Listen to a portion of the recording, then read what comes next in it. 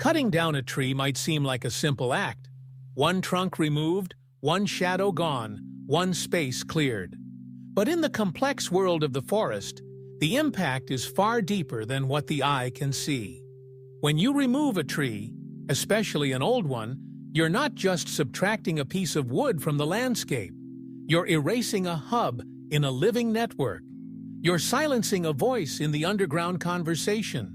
In fact, you might be removing a mother tree, an elder in the forest's underground social system. And with that comes profound consequences. As we've learned throughout this journey, mother trees are more than just tall, old organisms. They are information centers, resource banks, and guardians of regeneration. Their roots are deeply connected to the microcosm of younger trees around them, often intertwined through the mycorrhizal fungal network we explored in previous episodes. When one of these giants is cut down, it doesn't merely vanish. It leaves a void, a kind of silence in the soil. Nearby saplings may suddenly lose their strongest source of carbon, water, or mineral nutrients. Trees that once relied on warning signals or guidance from the elder are now isolated.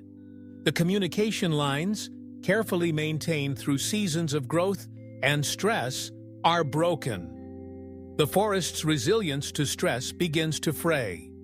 Think of it like removing a keystone from an arch. The rest of the stones might stand for a time, but the entire structure becomes fragile.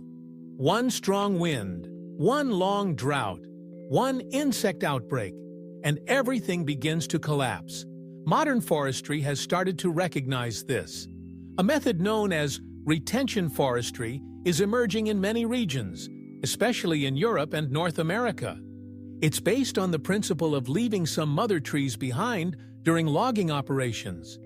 These trees help maintain the underground network, support the next generation, and preserve biodiversity. Retention forestry doesn't just protect soil structure, it protects memory. Yes, memory. Because forests are not just physical spaces, they are biological archives. The DNA in their roots, the chemical signals in their mycorrhizal networks, these hold the wisdom of generations. When we cut all trees indiscriminately, we erase that archive. Some researchers have even found that forests with intact mother tree networks recover more quickly after wildfires or human disturbance. Their root systems stabilize the soil. Their fungal partners re-establish connections. Their presence fosters a return to equilibrium far faster than in completely cleared areas.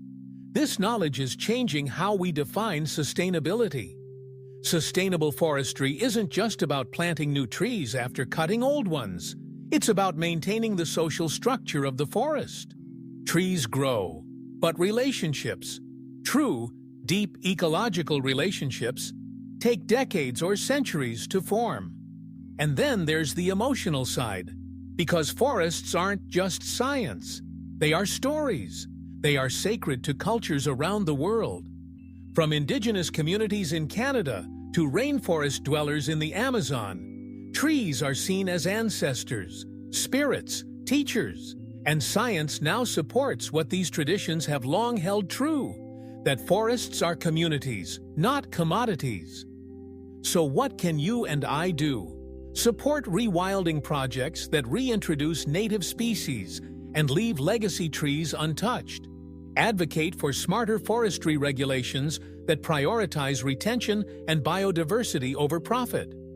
Choose wood and paper products from certified sustainable sources that respect ecological networks.